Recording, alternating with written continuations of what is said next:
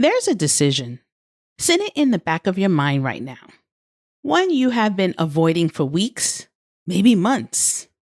Every time it surfaces, you push it back down. But what if I told you that this one avoided decision is costing you more than making the wrong choice? Let's uncover why the decisions you're not making may keep you stuck on your healing journey. Stay tuned.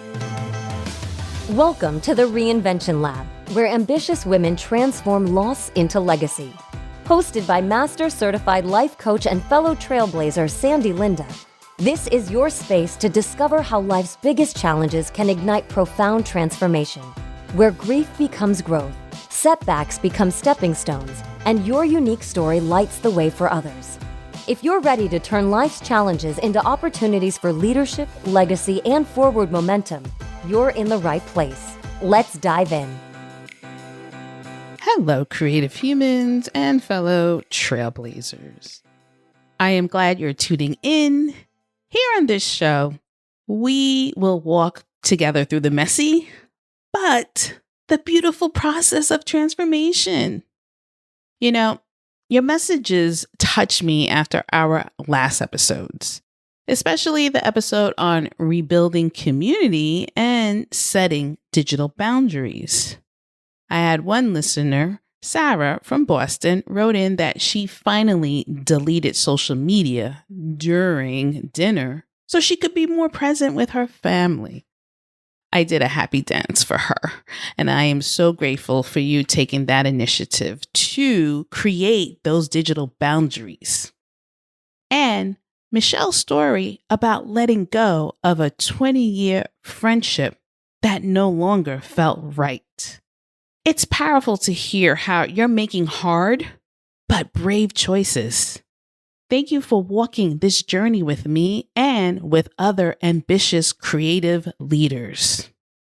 As our Mental Health Awareness Month comes to a close, I am so grateful that I was able to share some unique opportunities for you to have to go back to for your mental wellness journey, to allow you to not let it be just that 1 month, but to allow you to do it every day, to be able to acknowledge what ways that I can rebuild a community or setting digital boundaries, whatever works for you. Now, as I continue to share another mental wellness tip for today, I wanted to tackle something that silently affects so many of us on our healing journeys, and that is the power of decisions you're not making. Have you ever noticed how when you avoid a decision, it just keeps getting heavier? Today, it's about decision avoidance. That friend request from someone linked to your loss that you're not sure about, or that grief support group you bookmark but haven't joined. It's that feeling of being stuck. You know, there's a choice to make, but you just can't move. The truth is, not deciding isn't just hitting a pause. It's missing opportunities for your transformative future. Let's get real. This question may feel uncomfortable, but it's my way to helping you turn discomfort into action. So here's my question to you. What's a decision you have been avoiding that if you faced it today could help you move forward? Sit with that for a moment. Feel the weight of it. In today's episode, I will talk about why decision making has become harder than ever, what it cost us, and how we can get unstuck even when things are not perfect or clear. I'll chat about how our brains get overloaded with the advice out there on grief and healing. I'll also show you why being intentional about your choices, like how you rebuild your community or set boundaries online, can boost your mental health. And by the end, you'll have a simple framework that I and many women have used to make decisions that lead to growth, not just more pain. This conversation might be exactly what you need to break through a stuck point in your healing journey. So grab a quiet space, maybe something to write with, and let's talk about transforming decision avoidance into decision empowerment.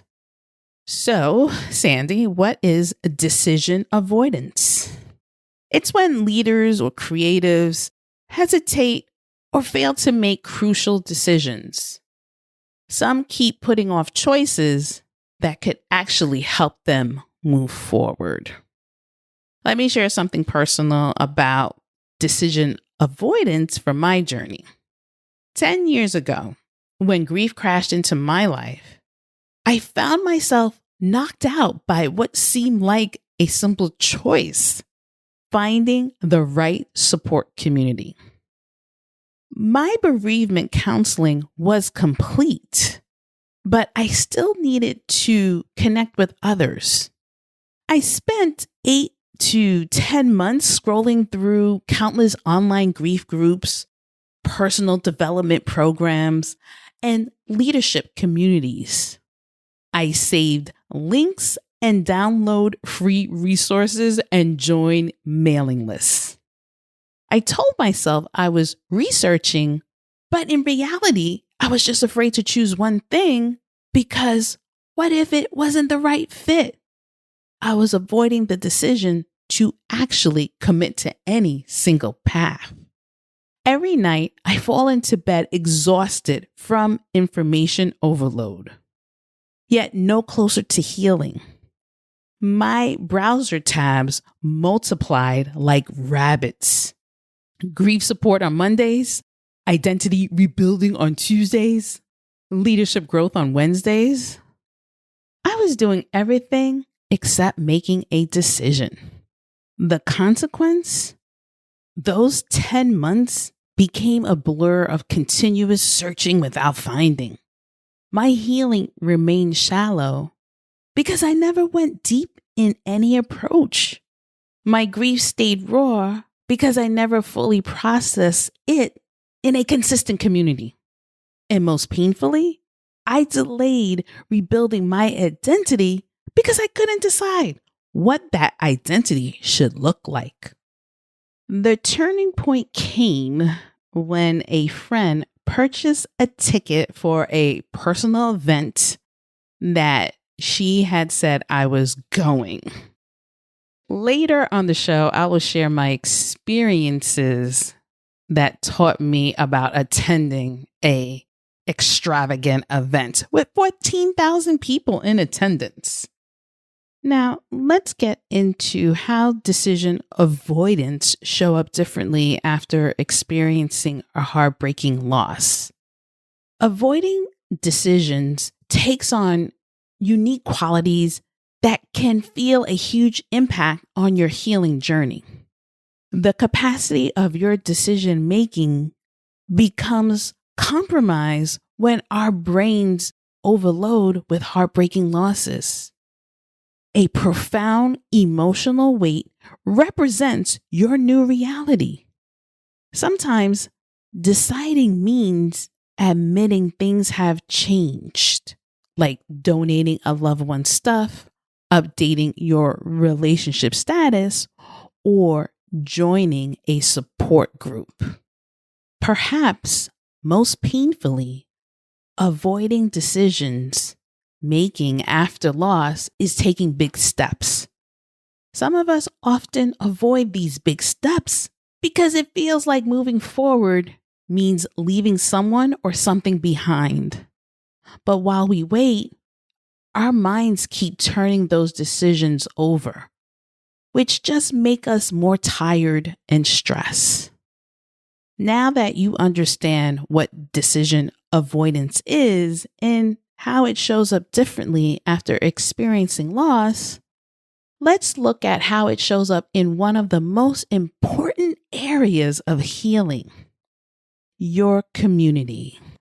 Now, let's talk about one of the toughest areas where avoid decision shows up after loss: I believe one of the hardest parts of moving forward isn't just processing your grief, but figuring out which relationships still fit in your new life. Think about it this way. When loss changes us, it's like we're suddenly wearing different size shoes. Some of our old relationships still fit perfectly, some pinch a little, and others, well, they just don't fit at all anymore. But deciding about these relationships, that's where many of us get stuck. Here are a few of the most common relationships decisions we avoid after loss. First, there's the question whether to keep connections that no longer support our growth. Maybe it's that friend who keeps saying, "Aren't you over that yet?" Or the family member avoids talking about your loss. These relationships might have been wonderful before, but now they're like plants that are not getting enough sunlight. They're not thriving. I had one client who stuck with old friend groups out of habit, even though it made her feel lonelier. Changing these routines felt scary, like losing another piece of themselves. The second tough decision is about setting boundaries with people who knew you before.